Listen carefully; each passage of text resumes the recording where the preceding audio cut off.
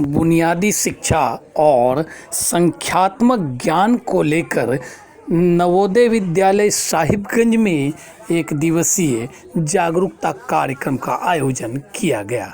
इस अवसर पर मुख्य अतिथि के रूप में जिला शिक्षा पदाधिकारी डॉक्टर दुर्गानंदन झा, जिला शिक्षा अधीक्षक राजेश पासवान, मॉडल कॉलेज राजमहल के प्राचार्य डॉक्टर रंजीत कुमार सिंह सहित अन्य गणमान्य व्यक्ति मौजूद थे। मुख्य अतिथि के तौर पर अपनी बात रखते हुए डॉक्टर दुर्गानंदन झा ने कहा कि नई शिक्षा नीति के तहत भारत सरकार पुराने गुरुकुल परंपरा की ओर लौटना चाहती है, जिससे भारत की सांस्कृतिक और सामरिक विरासत स्थापित हो सके। उन्होंने कहा कि शिक्षा का अर्थ केवल धनोपार्जन नहीं होना चाहिए, अपितु ज्ञान समाज को बदलने का एक माध्यम बनना चाहिए।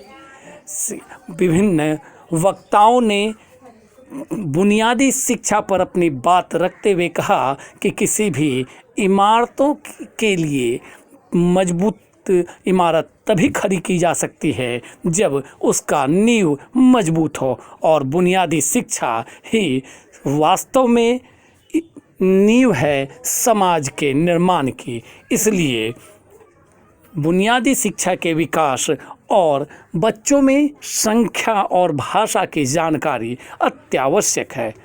वक्ताओं ने G20 देश के भारत के प्रतिनिधित्व की चर्चा करते हुए विस्तार से बुनियादी शिक्षा के विषय पर अपनी बातें रखी।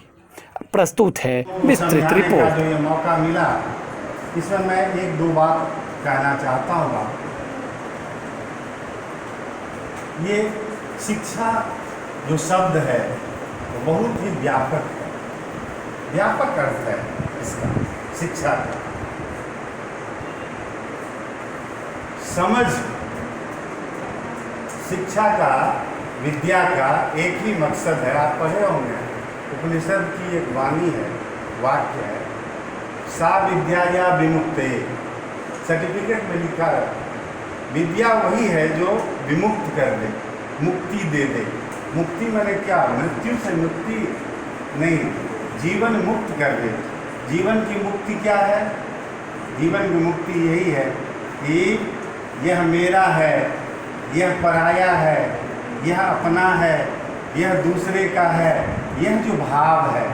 नवोदय विद्यालय में आज बुनियादी साक्षरता एवं संख्या ज्ञान को लेकर के आज कार्यशाला आयोजन किया गया था। उसका एक ही मकसद था कि G20 का जो गोल है उसमें बहुत सारे विधाएँ हैं। उसमें शिक्षा, स्वास्थ्य, पर्यावरण, शिक्षा के क्षेत्र में जो अभी राष्ट्रीय शिक्षा नीति 2020 लागू है, उसमें निपुण भारत बनाने में जो मुख्य है कि भाषा का ज्ञान और संख्या का स्किल कैसे बढ़ाया जाए, उसको लेकर के था कि भाषा कहते हैं कि हम भाषा का संवाद करके ही किसी भी समस्या का समाधान कर सकें।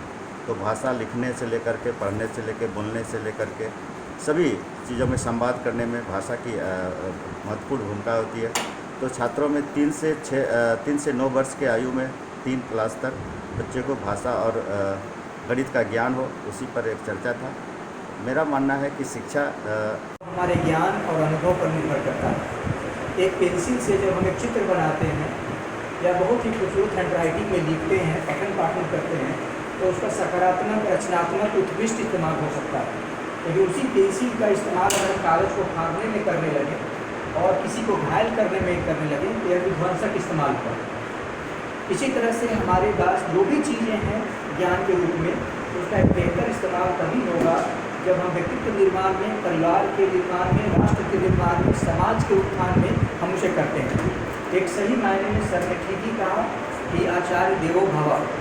आचार्य को देवता के समान इसलिए माना गया कि वह मार्गदर्शन करता है।